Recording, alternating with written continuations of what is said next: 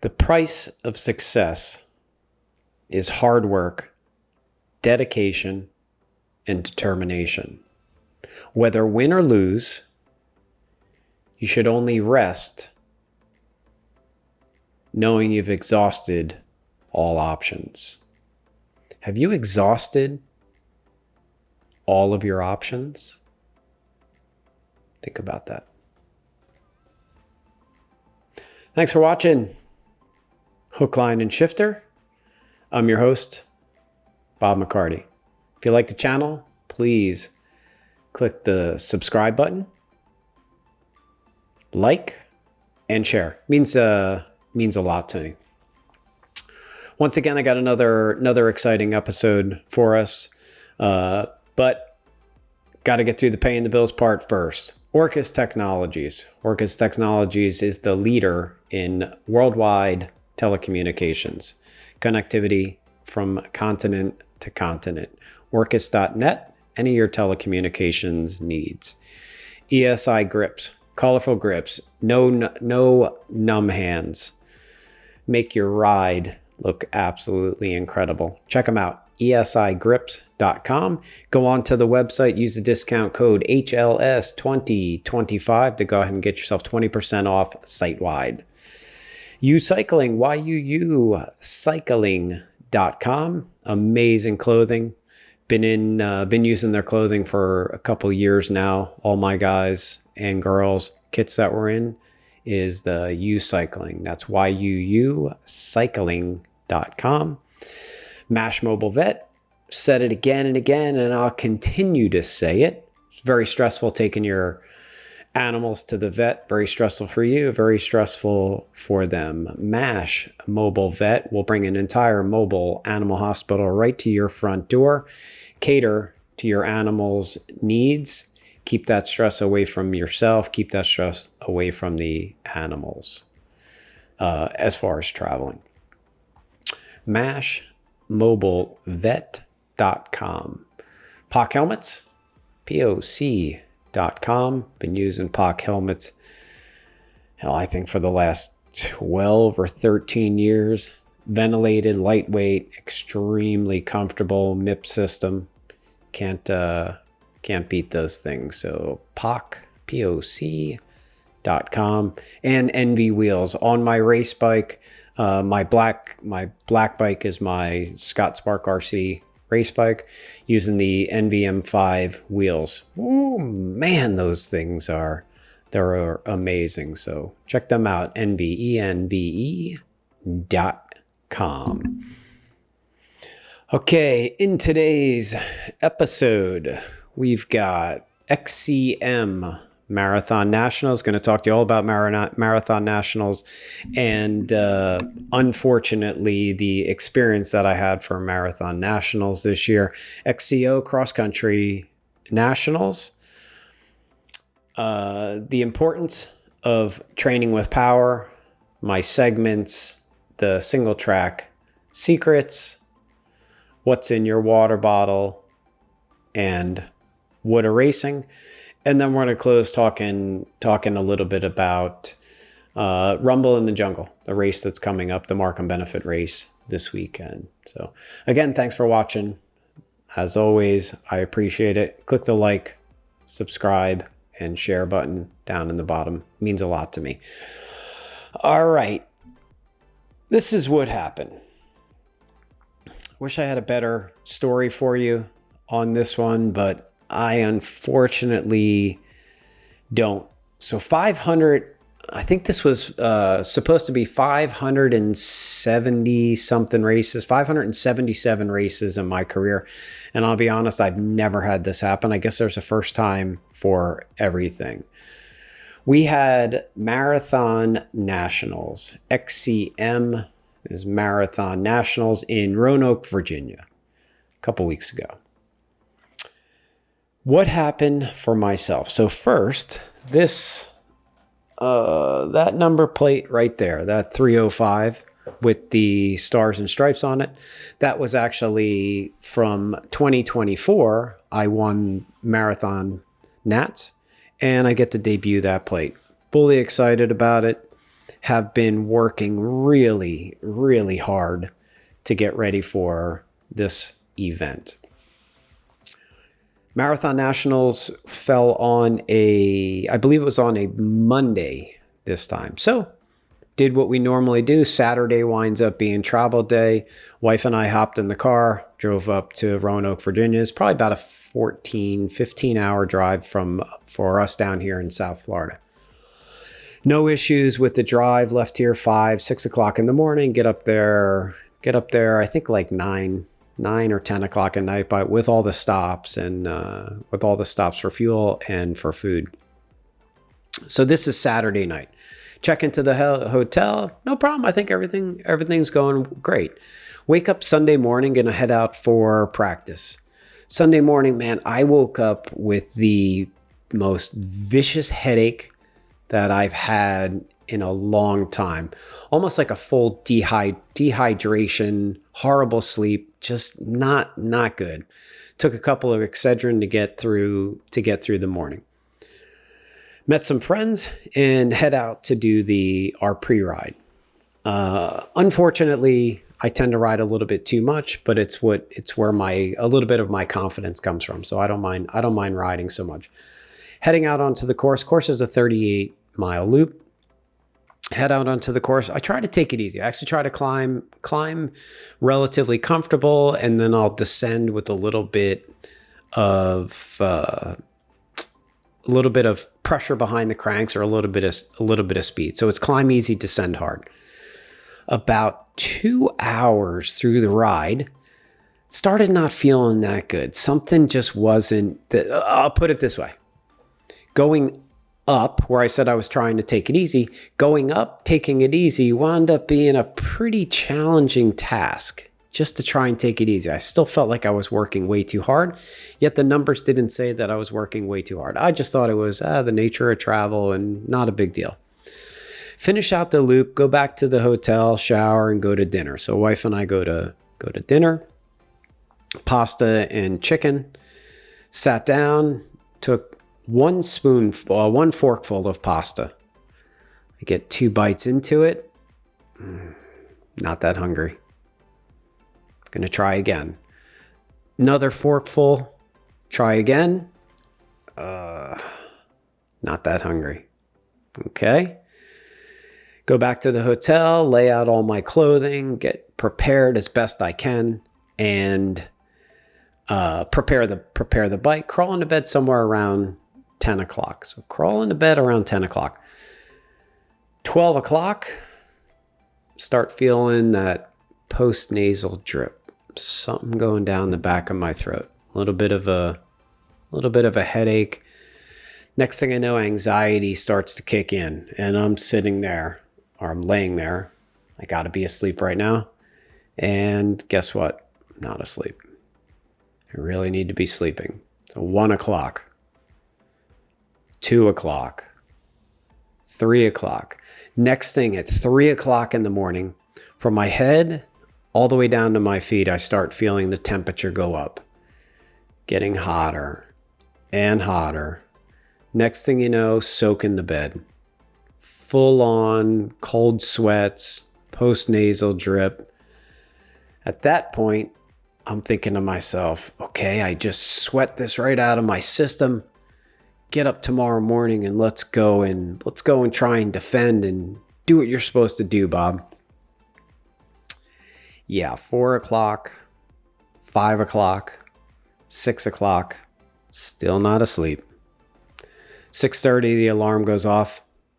I get up, think to myself, all right, I'm going to be able to do this. Very naive of myself, but I'm going to be able to do this. Get dressed, go down to the hotel breakfast, try to get some food in my system. Very optimistic. I loaded up the plate. Happened to run into one of my friends from New York, Greg. Said hi to him. Plate full of food. Couldn't sit there with him. Went back up to the room.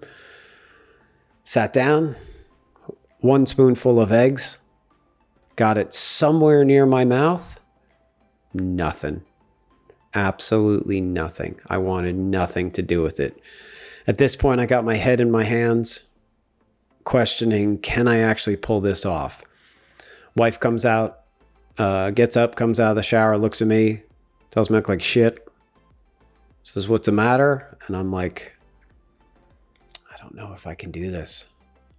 I had absolutely nothing in me. Now, to try and pull off an hour and a half cross-country race, yeah, maybe I could muscle it up. But this was going to be somewhere between a 3.5 and a 4-hour endurance race. No food, no sleep, postnasal drip, flu symptoms, you name it. So what do? We decided to call it. Hopped back in the car, 8:30 Monday morning. Got back in the car and drove home. Got back home 9, 10 o'clock. I think somewhere around 10 o'clock Monday night. Crawled into bed. Stayed in bed Tuesday, Wednesday, Thursday, trying to recover from this. Trying to force the recovery. And as a matter of fact, I did take a COVID test. Tested negative. Thank God. But I had every symptom you could think of for those 3 days. Why was it important to try and recover? Friday morning, I had to hop a flight back up to Roanoke for XCO Nationals. I thought I actually felt pretty, not good, but kind of naive. I thought I was able to do it. So what happened? Hopped that flight Friday morning, get up to Roanoke, probably about 2 or 3 in the afternoon. First practice was, this is Friday night. First practice was Friday night, 6 to 7 o'clock. So I drove up to the hill where the practice was. Guess what? Practice canceled. Pouring, absolutely pouring. To preserve the course, they decided to cancel practice, cancel first practice. So I missed practice. Next practice was Saturday morning, 6 o'clock in the morning. Woke up, drove up to the hill, got on the course. Come to find out 6 o'clock in the morning, guess what? It's still dark. Did 3 laps. First lap was in the dark. Second lap was pretty good. Third lap, same thing. Course was okay. A little bit on the slick side. Went back to the hotel. I guess I still wasn't really recovered. I went back to the hotel, crawled back into bed, had a little lunch, crawled back into bed around 12 o'clock, got up around 3:30 on Saturday. Drove back up to the hill again. I figured let's get to the evening practice. So as of right now, I have 3 laps, 1 in the dark, 2 actually in light. Drove back up to the course on Saturday night. Same thing. They had evening practice again. Guess what? Poured again. Evening practice, canceled again. So what do I do from there? Drive back down, grab some dinner. Was able to eat. Thought I was okay. Sunday. So now that was Saturday night. Sunday morning, got up, wound up racing at 12:30. Drove up, had a pretty good breakfast. Drove up to the hill where the mountain, I guess you could say, wasn't that much of a mountain if you ask me. But so I drove up, watched some friends race, and then tried to get ready for my race at 12:30. Everything was okay. Leading up to the race, did my normal practice, and I had the best moment regardless of my performance that day, that week. I had the best experience of my life. This is one of the reasons I do this. I do what I do, or I love what I do. I'm waiting for the call up. I was very fortunate because I have that number one. Actually, I'm sorry. Don't have that number one plate. XCO Nationals, I wound up being second. So I had the number 2 call up. Number 1 didn't show up. So first place last year didn't show up. So I actually had the first call up. Front row, dead center. But prior to call up, one of my fans, Annabelle, This one is for you. In the Florida State Series, one of the things that I do before the kids race is I go up and I high five all the kids, kind of get them fired up and encouraged and ready to go out racing on Sunday. She's one of the young girls that races on these Sundays. And I always ask them to high five me. Give me a high five. And when they do it, sometimes I get like a just a small tap and I get angry. It's like, come on, give me something better. Give me something more than this. And then they'll give me a better high five. In this case, Annabelle came over to me. She says, "You got this, Bob." And she put out her hand for a high five and I smacked her hand. You know what she did? She looked at me and said, "You can do better than that. Give me another." I gave her another high five. And she said, "Is that all you got?" I was like, man, this little girl's really putting me in my place. So what I do, I gave her even better high five, motivated. Get my call up, race takes off. About 30 seconds, maybe 45 seconds into the race, went into the double track, pinched off, went down to single track. Down the first descent, I was in third place. Take the first turn, and guess what? I feel the bike push. Ever so slightly, the bike starts to push. And I'm like, huh. That was weird. Maybe it was my line choice. Come around the second turn, bike pushes again. I'm like, yeah, I was really on point with my line at that moment. I don't know why the bike pushed. Go around the third turn, exact same thing happened. Flatted. Front tire flat. Not front tire full flat, but normally I run 15 PSI. Probably dropped down to somewhere around 5. I don't know what happened. At that point, I tried to weigh out my options. Can I finish the lap? How bad is it? Can I try and finesse this front tire and get through the entire day? All we had to do was 3 laps. The laps were roughly 19 minutes, so it wasn't that long. The race was going to be under an hour. Or maybe it was 4 laps. No, sorry, 4 laps. The race was going to be over an hour. So I thought to myself, well, maybe I can finesse this thing through. So we go down one of the final descents.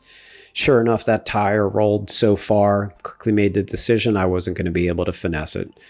Popped out of the trail and decided to shoot it with a CO2 and get as much air back into it as I can. Fumbled a little bit with the CO2, my fault. I didn't have it set the way it was supposed to. At this point, I think I fell back to maybe 10th or 11th. And I got to be honest, man. I crossed the finish line on that first lap. I looked over and my friend Annabelle was there and she yelled to me, "You got this, Bob." And I dug deep. I dug deep for what I could do for having her standing on the sidelines cheering me on. But my level of digging deep, based on my entire week of getting the flu, getting that flat, I'm not proud to say it, but I literally just got the life sucked out of me. So I pushed. I did what I had to do. Clawed my way back up to 6th. 5th place wasn't too far in front of me, but I had nothing more to offer. So the gist of it is it's the first time in 577 races in my career, especially a national, that I decided to pack up and go home because I was sick. What's the moral of the story? There really isn't one. I can't control. I wouldn't have done anything different. I wasn't around anybody sick. My training, I was probably a little bit on the weaker side for my immune system because of how much I've been training, trying to get ready for Marathon Nationals and XCO. But I wouldn't have done anything different. Unfortunately, it was just the nature of the conditions that came up that day. What does this mean? 2026, I'll be back. I'll be ready to go and just make the best of the entire situation. So hopefully in 2026 we will be back in Roanoke, Virginia again for XCM and XCO. But that was the nature of my experience. And by the way, I actually shot a video of the marathons course, XCM course. Was excited about it. Even narrated a couple sections. Yeah, gone. All of it gone. This me and technology sometimes the two of us just don't get along that well. Kind of disappointing. So that was my experience for 2025 Nationals. I touched earlier about some of the segments and some of the things we were gonna talk about. One of them is the importance of training with power. How important is training with power? Power creates tangible activities for what your training is. A headwind, tailwind, uphill, downhill, soft conditions, hard conditions, all of those are going to translate out into power. How hard are you pushing down on the cranks? How long are you pushing down on the cranks at that said power? Definition of what it is watts. What kind of watts are you actually putting out? I can't stress enough. This is just a brief talk about the importance of training with power. You can get power through cranks, spindle-based cranks. You can get power through pedals, pedal-based power, spider-based power. A little bit on the older side is hub-based power, and then sometimes crank arm power. There's whatever your budget is. There's an option out there for you. On the low end, you could be into power for $400. On the high end, you're going to be somewhere around $1,200 or $1,300 when it comes to cranks, power meter, and chainring. That's required. But regardless, if you're a beginning cyclist, or if you're a veteran cyclist, this is something that is going to make a big difference in your ride. It will absolutely validate what kind of efforts that you are putting in. I get very, very fortunate a lot of times that I have conversations with people and somebody will tell me, oh, hey, I rode 30 miles this weekend, or I rode 40 miles today. And I have this cold look on my face as in, okay, proud of you. Problem is that you're not quantifying your actions. How hard did you actually push? Did you do 30 miles by yourself on the levee into a headwind? Did you do 30 miles in a group of 100 people and you never went to the front? So 30 miles is 30 miles. The question is, what kind of effort did you put in? It's extremely important to train with power. The other thing with power is a result of what you're currently doing. Heart rate is a reflection of the past. You generally want to know what you're currently doing, not what you've done in the past. Yes, heart rate absolutely is important, but the thought of going over to power, give it a shot. You'd really like it. All right. Going to get into the secret, the single track secrets.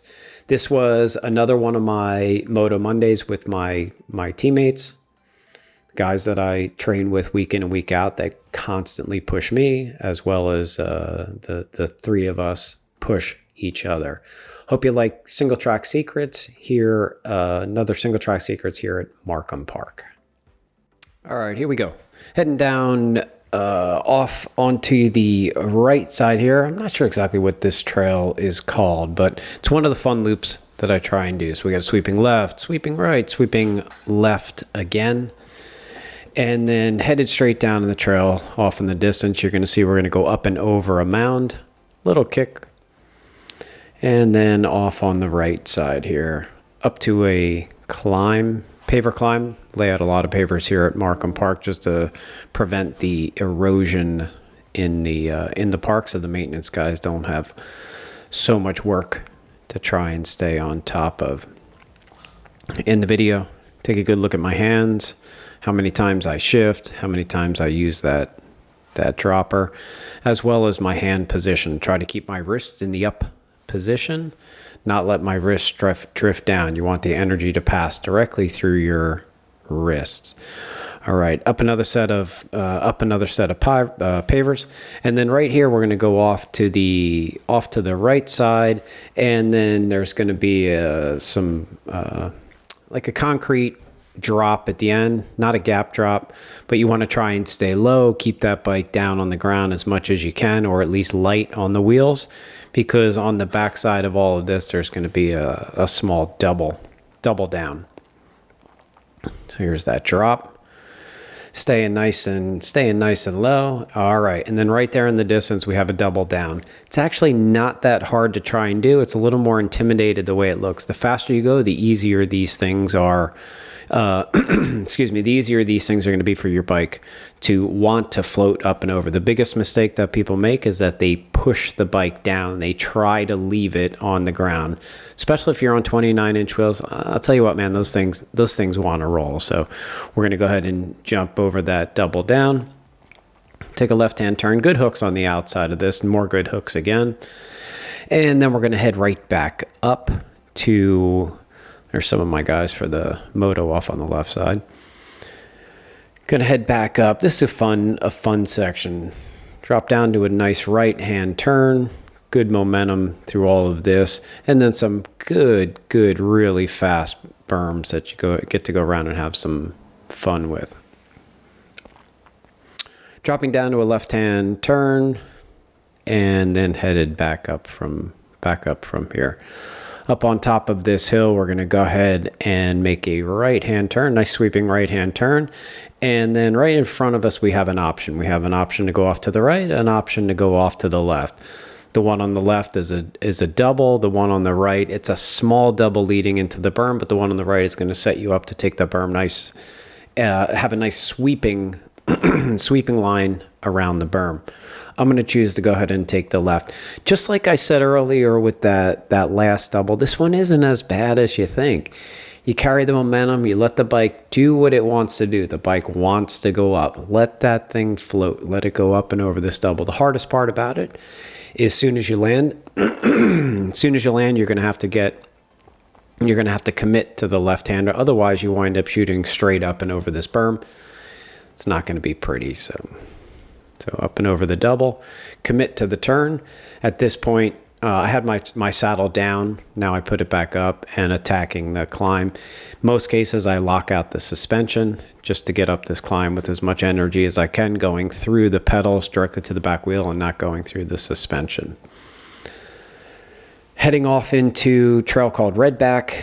Redback on entry, you have a wood ramp on the right side, a small log over on the left. We're going to go ahead and go up and over the log over and then take a sweeping left-hand turn and get ready for the Redback berm. Up and over the log. Nice sweeping left-hand turn. Another left. And getting ready to drop down. In this case, again, we've got the option to stay right or stay left. Left, there's a little bit of a kick to help you launch down the hill. We're going to go ahead and stay to the left. Kick her down into this right-hand berm, Redback berm. Again, another option. You can stay to the right or you can stay off to the left for another double. Fortunately, they're building a lot of doubles at Markham Park. Most of them aren't that bad to do if you just commit. Big word, commit. Commit to the double. So this one, we're going to go ahead and hit the double on the left, drop into the berm, uphill climb, switch back uphill climb, and back on the right side is where we actually entered the trail. So drop down, there's going to be a wood ramp, up and over this wood ramp, staying off to the right, and then around this next turn is going to be another double. Another good one, just kind of practice. The bike wants to float up and over. Sweeping right-hand turn, and then we're going to get ready. We're going to flow through all this stuff and kind of get ourselves ready to go up into Area 51. All right. Dropping down. Cruise along this, working the gears, working the momentum. Right about here, the trail starts to kick up. I'm going to drop the saddle. Again, I like to use my dropper. Part of the reason is when we crest over the top of this, there's going to be a double off in the distance. Cresting over the top. Right in front of us, again, another double. In this case, this double actually has a little bit of a kick to it. There's two pavers on the face. The second paver is on a little bit of an angle, which wants to kick the bike in the air. It's not as smooth as the other one, so I'm going to try and absorb a little bit of the kick that the bike wants to do so it doesn't throw me up and over the bars. So I'm going to absorb a little bit of the kick. Some of the momentum is actually going to help me clear it. Off in the distance is going to be a right-hand paver berm, and then around that corner we're going to hang a right and go into climb up to Area 51. So here you go, hanging a right into Area 51. Attacking this climb, generally on my Moto Mondays when I have the guys with me, we tend to really attack everything we can together just to put a hurting on each other, because that's what we do. So we're climbing up through this, dropping down. Going to drop down this next roller, up and over a wood ramp, and to a right-hander into the drop-in for Area 51. In this case, there's some wood on the backside, so it isn't a gap drop. You can actually roll it. And the lead-in is a little bit on the slow side. So if, in fact, you were trying to gap it to the landing, you kind of have to put a little bit of effort in. Once we drop down this, it's going to be a really nice berm left-hander, nice berm right-hander, and it's going to flow over into an option again. Dropping down the wood ramp, hanging a left-hand turn, another right-hand turn, and then right in front of us, as you see here, we have a line on the left, which goes to a wood drop, or the line on the right, which is another aggressive double. I just happen to like doing these doubles, so we're going to double down this. There's going to be another double once you land, and then another double after that. So up and over, double down, another double, and yet another double, staying to the right of this tabletop. Now we get to go around the really cool wood berm. Little roller, another wood tabletop, and then to a fast left-hander wood berm. Climbing back up almost to where we started. Again, paying attention to my lines, focusing on what my legs are doing. Little kicker to a right-hand berm, left-hand berm. Smooth roller, get a little bit of momentum. Manual and over a double right there. And then a new line, which is a tight left. Watch out for those trees. Dropping the saddle, heading down this roller off to the left, and then getting ready for, yep, you guessed it, another double. These pavers, same thing like the last one leading into Area 51, is going to be a little bit of a kick. It wants to kick. It wants to put the bike up. Again, with some momentum, the design of this jump is it wants your bike to go up in the air. It wants the bike to clear. Don't fight that sensation. Don't try and hold it down on the ground. 29-inch wheels want to roll. All right, so up and over that double. Couple smooth rollers that we're going to go through. And we're going to hang a right after those smooth rollers. Really fun, actually really fun trail. One of my favorite motos to try and do. This lap winds up being about 7.5 minutes for us. And then on a typical Monday, we'll do it anywhere between 8 and 11 times. Just depends on daylight as well as trail conditions. Sometimes in the afternoon we wind up getting a little bit of rain. Conditions today were absolutely perfect. All right, so cruising around. Another nice right-hand turn. Off to the right, manual and up and over some roots. And then off here, going to make a hard right-hand turn up and over this mound. Hard right because I dropped into, it's kind of a cut through. Cut back into, this is Route 66, going to be the end of Route 66. Going to straight up and over all these roots. Nice right-hander. Working those gears, working that dropper. Trying to work my speed. The whole idea behind Moto is to get better, more efficient, lower heart rates, lower power, higher speed. I know it sounds hard to do, but that's the whole point of designing my motos, is to try and get better and better and better and not necessarily push harder. I'm going to pick and choose where I'm going to work, but I'm also going to pick and choose how to get better at my lines and flow through the trail. So we're coming to the end, almost to the end here of Route 66. Manual and up and over some routes there. Kind of view these routes as doubles. Doing this on my Scott Spark RC practice bike. That's my yellow one. Anytime you see me on my yellow bike, it's a practice bike. Anytime you see me on my black bike, it's my race bike. This yellow bike takes quite the beating, 20, 25 hours a week of this stuff. Out of that left-hander, going straight down the straightaway. And right here at the end of the straightaway, we're going to hang a right down the middle trail, and then that's going to end that lap for Moto Monday. I hope you like this one. If you do, click the like, click the subscribe. Keep me doing what it is that I'm doing. Watch some of it in slow motion if you have to. Pay attention to the lines that I choose. Pay attention to what my hands are doing, how often I shift, how often I use my dropper, how often I use the lockout. This perspective gives you an opportunity to actually see what my hands are doing and paying attention to both of my thumbs. So hope you like that Moto Monday at Markham Park.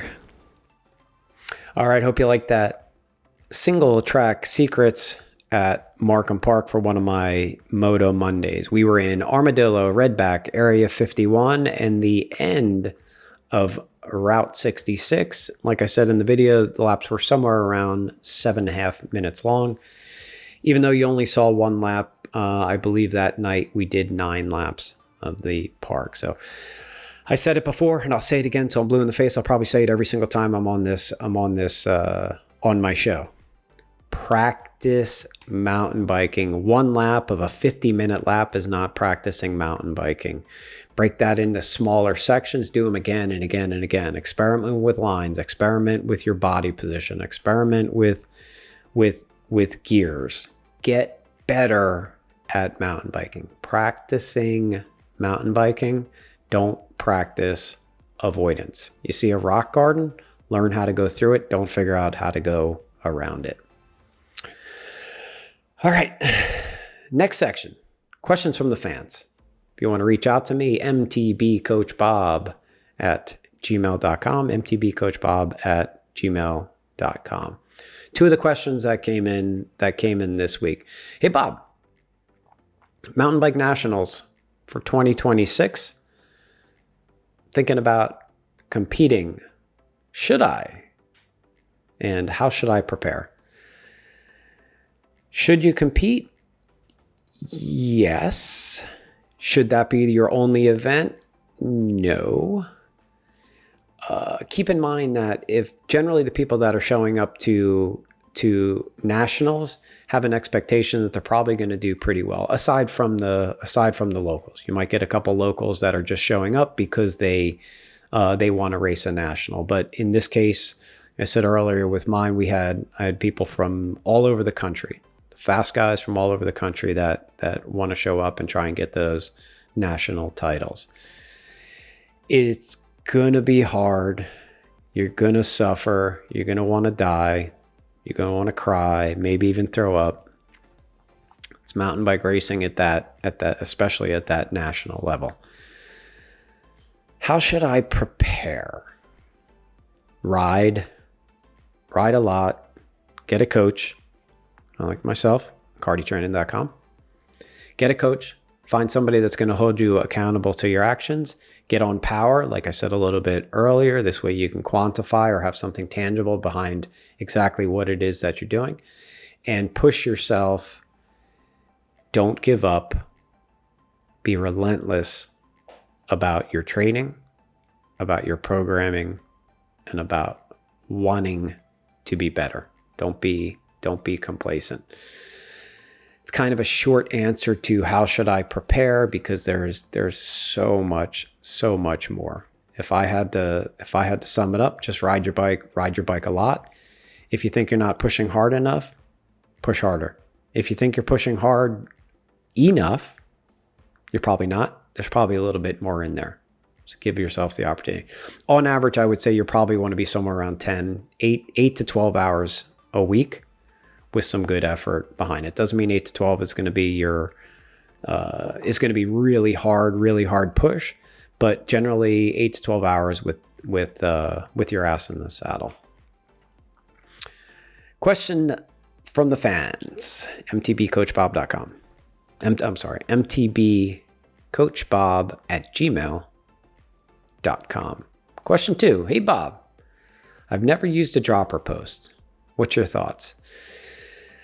I'm going to pause on that one, and I'm going to actually do an entire episode, an entire show just on dropper posts, because I went over to it about 2 years ago, completely didn't think that I needed to, thought it was, I know how to jump, I know how to go down stuff, I don't need a dropper post. I will honestly tell you, I will never ride a bicycle without a dropper post for the rest of my career. I use it, and I use it a lot. So check one of my upcoming shows, and it'll be solely based on the dropper post. I'll have some good video in it too, showing you exactly where I utilize it, and it'll probably tie somewhat into my my cornering. I use it a lot for cornering, not only drops and jumping. All right. Next segment. What's in your water bottle? Every time I get interviewed somewhere, or every time I do well at a race and I have to talk to them, I say, "Man, Bob, I really want to know what's in your water bottle. What do you put in it?" I wish there was a secret. I wish there was a secret I could tell you that it's in there, but there isn't. But I'll tell you what is in there. What is in there this week? Amazing training partners. I hinted to them in the single track secrets, the guys that I train with that are relentless, beating the hell out of each other every time.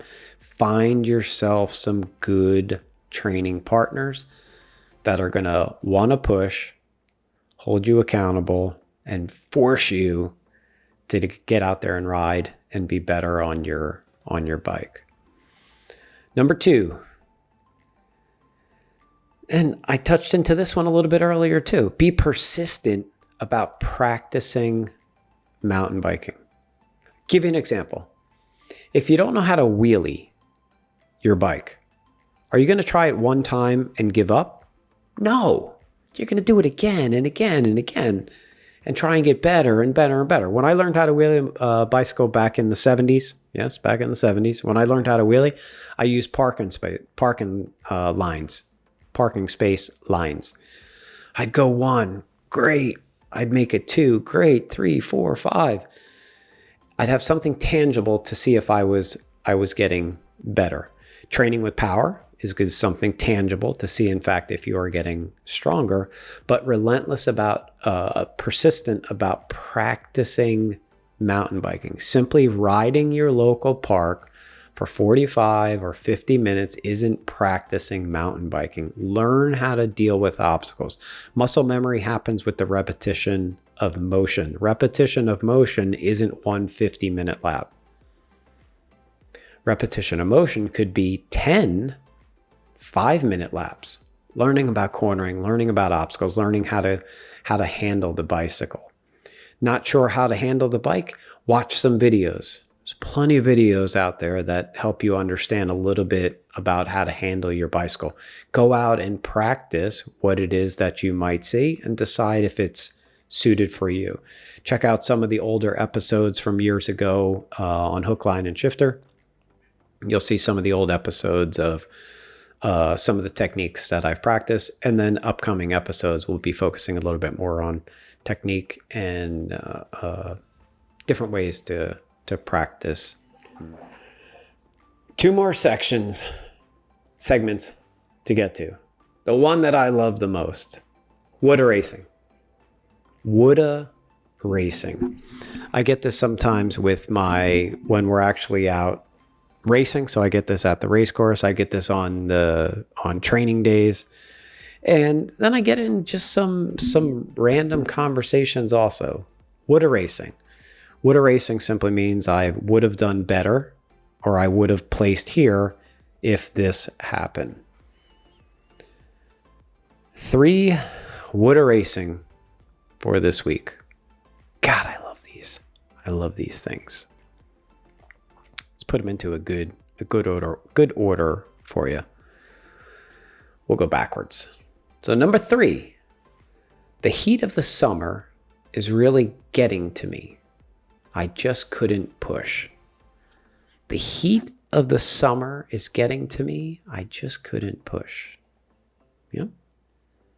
I guess that happens here in South Florida. Gets hot. Actually, I think almost anywhere in the U.S. in the summer it gets hot, but in this case, the heat of the summer, it's really getting to me. I couldn't push.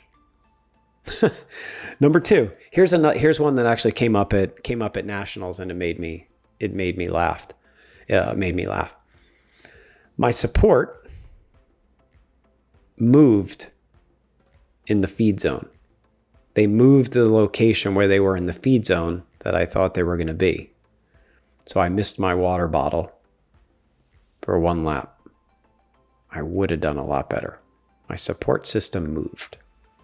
Okay, it's good to know. By the way, in racing, you got to plan, man. You got to plan for these things. You got to plan for the worst. Hope for the best, plan for the worst. Might be worthwhile that if you go for a feed and you drop a water bottle, what would you do? Because that is actually a reality. So if your feed zone happens to move, it's the same thing as dropping a water bottle. What are you going to do in that situation? I don't know. These sometimes make me laugh. And the number one thing that I heard, and this, believe it or not, I actually get this one. I get this one a lot. I don't like climbing. I don't like climbing. In mountain biking, one of the key things that you have to do is go uphill. You have to climb. Every time you see the trail and it goes uphill and you decide that you don't like climbing, are you practicing mountain biking? Are you training? Are you actually doing the right thing? Or are you intimidated every time you see the trail go up? Tell you what, if you don't like climbing, you probably need to spend a couple years climbing. This ties back to power too, because climbing can be simulated through power. So, I've said it before. How do you get these? How do you get these? Apparently, I've never messed up my feed zones feeding. Apparently for me, it's not hot in South Florida. The heat doesn't get to me. I thrive on the heat. Love it. So heat doesn't get to me. And apparently, I like climbing. I don't like climbing, but it's a necessity. I'm prepared if something should happen in the feed zone, and I'm prepared for heat. Don't make excuses. Wood racing is a whole lot of excuses. You're justifying your inefficiencies. Don't justify your inefficiencies. I love that section. Wood racing. All right, last one. We've got Rumble in the Jungle. Going to do 2 videos this week. I'll put a video up for Rumble in the Jungle on Friday. It's going to be a full race course preview. Rumble in the Jungle is a benefit race, 25 or 50 miles, solo or team competition. Every year it's a fundraiser for the volunteers to buy tools, buy dirt, whatever it is. Buy pizza. Who the hell cares? But it's an amazing fundraiser for the park. If you're not coming over or coming down to support Markham Park for our fundraiser, you can support your local park. There's plenty of ways to support your local park. If you don't have the time to get out there and dig and cut back and help them, find another way to support. Even the littlest bit is going to make a big difference at your local park. If you are coming, check out our race at racemarkham.com. Register, race. If you're not going to do either, buy a t-shirt. Every penny goes directly to the volunteers to buy dirt. Like I said, to buy dirt, tools, whatever it is that they need to try and keep that park amazing for us. racemarkham.com. Tell you what, I hope you liked the episode today. I definitely enjoyed it. I wish I had more to say about Marathon Nationals, more exciting things to say, more of those stars and stripes plates, but I said it's the nature of of competing and racing. We'll be back in 2026, and hopefully I can do a lot better. I'll give it my all for everybody. Annabelle, thank you for the support. Thank you for cheering me on. Thank you for making me high five. And as always, thank you, Orchis, you, Mash, Pock, and Envy. Without your support, I wouldn't be here doing what it is that I'm doing. So again, I hope you liked the episode. Please click the subscribe button, like, and share, and have a great training week. Look forward to seeing everybody out there, and hopefully we'll see a bunch of you on Sunday for the Rumble in the Jungle at Markham Park. Thanks for watching.